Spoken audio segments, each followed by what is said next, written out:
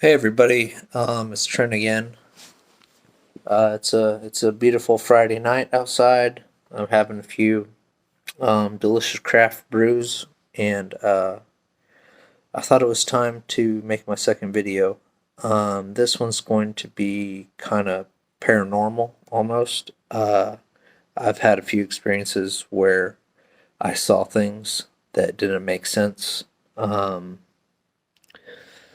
And the first one happened in Lawrence, Kansas, where I was born and raised. Um, I was outside having a cigarette at like 2 or 3 in the morning, and I was looking up at the stars like I always do, looking for UFOs. And that night, my wish got granted. I saw something that I couldn't explain. I saw something that was so weird that yeah, it was just crazy. I was staring up at the stars, and all of a sudden, the stars started getting blacked out above me, and it was a large portion of the sky, probably a quarter of the sky, was being blacked out by something. I couldn't see what it was at first, but it was delta shaped, in the shape of a triangle, kind of a little more like a wedge than a triangle. And I heard a sound coming from whatever I was seeing. It sounded like whooshing air, kind of like, and I noticed something odd up above the craft that I was looking at.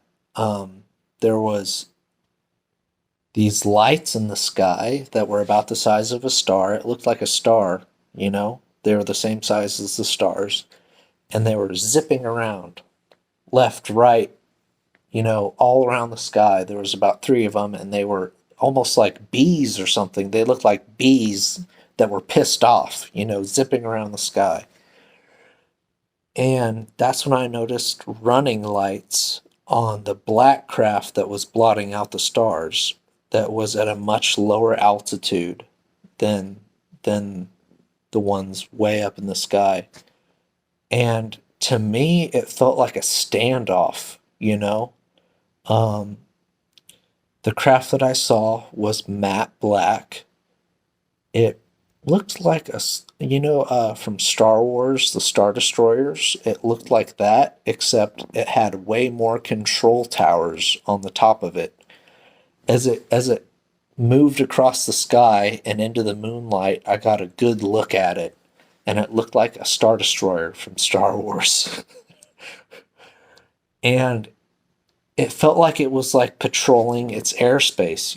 I could tell that it looked like a man-made craft. It looked like something out of a sci-fi movie, and it was humongous. This thing was giant. And it felt like a standoff between the lights that I was seeing way up in the sky, the UFOs I was seeing way up in the sky, and this matte black stealth aircraft that was flying. I watched it for about 5 minutes. It was moving very, very slowly. It was headed east towards Kansas City. And when I first saw it, I felt like the Native Americans looking at Columbus's ships coming to the shore, because the Indians couldn't see the ships at first. They had to get a shaman, like a medicine man or something, to come look at the ships and say, "Yeah, we're being invaded." And that's how I felt looking up at this thing. I mean, I was just slack jawed and like, what the fucking fuck is that? And I remember after it went behind the clouds and out of sight that I went inside and I got on abovetopsecret.com and I started searching for stealth, aircraft, and I found some interesting articles about the TR-3B, the triangular craft. It's not. They said it wasn't anti-gravity; it was manipulating gravity. It had its own gravitational field, so you could be going 16,000 miles an hour and make a sharp 90-degree right turn with no G-force exerted on your body because it had its own gravitational field. I mean, it was inert to the forces of gravity, and I'm not sure if inert is the right word, but yeah, the it was crazy. I also found some schematics for a ship that looked exactly like what I saw, and I've been researching conspiracies my entire life, and shit, I know what I saw. I know what I saw. It was something out of this world, and I've been reading David Wilcock's books since I learned about him in my early 20s. He's supposedly the reincarnation of Edgar Casey. And if you look at a photograph of Edgar Casey and David Wilcock side by side, they look almost identical. Like it's crazy. There's actually a book about him called The Reincarnation of Edgar Casey question mark, and he has a friend named Corey Good. Corey Good is supposedly has been on three tours of the secret space program, and supposedly this has been going on since World War II. The Nazis figured out how to get anti-gravity or manipulate gravity and also time space, because they say that time is three-dimensional. It's not linear. There's no past, there's no future, there's only now, and now is happening simultaneously among infinite dimensions and timelines. And they're able to recruit you, abduct you, put you into a slave type environment where you serve the secret space program. And at the end of your tour, after 20 years, they call it 20 and back. They're able to age regress you and stick you back in your original timeline, your original time space. And they wipe your memory. You go on living like nothing ever happened. I know that sounds completely ludicrous, but trust me, if you look at his testimony and what he's been through, it's really interesting material.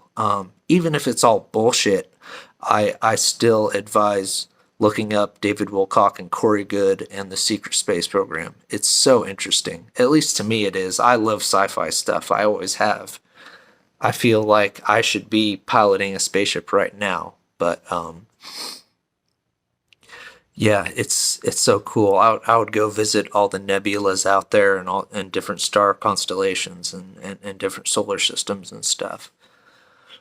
But yeah, so I decided to take a break from the gang stalking stuff and talk to you about some of my paranormal experiences. There's one other experience I'd like to share with you. It happened when I was in my 20s, and I was living out in the country in Overbrook, Kansas. Tiny little town. There's like, oh God, it can't be more than 5,000 people that live there. But I was out in the country, and I wake up in the middle of the night in my room, and there's this bright white light pouring into my room. I mean, just super bright light. And I get up and I walk to the window and I look out the window, and it's like there's a million fluorescent lights from above our property that's just pouring down. I mean, everything was lit up. It was so bright that I had to squint to see it. And I remember looking out the window and thinking, what the fuck is going on? This is so strange. And then all of a sudden, it was like there was a click in my head, all of a sudden, I was completely uninterested in what was going on. and I felt very tired, so I walked back to my bed and I got in bed and fell back asleep. But I can tell that something took control of my mind and told me everything's fine, just go back to bed. There's nothing weird going on, when there was something obviously very, very weird going on.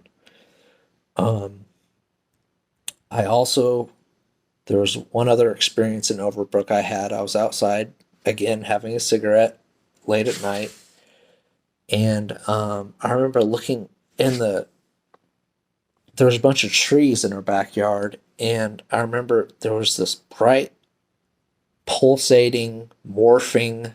It was like, okay, it was like a square that had all different colors on each side of the square, and it was changing colors and morphing between a sphere and a square. And I had binoculars, so I grabbed my binoculars and I looked through it and I got a good view of it. I think it was some type of drone or something, but it was morphing its shape all the time, going back between a sphere and going back between a square and changing colors the whole time. All these different colors. And it blew my mind. I was like, what the fuck is that? You know? And so yeah, those are the paranormal experiences that I've had. I've had a couple other ones that I might share in the future, but this video is getting a little bit long, so I'll cut it off. But I'm sorry if I haven't been holding the camera the right way. I've had quite a few good craft beers tonight, and it just it just helps me get through the day. I'm pretty much dependent on alcohol now to get through the day, and I know that's sad, but whatever. I enjoy a nice beer. Um, so yeah, I want to leave you all with a good vibe. So I hope everything's going good in your life. I hope you're all doing well, and I want you all to take care of yourselves and love yourselves and love the people around you. Okay, thank you.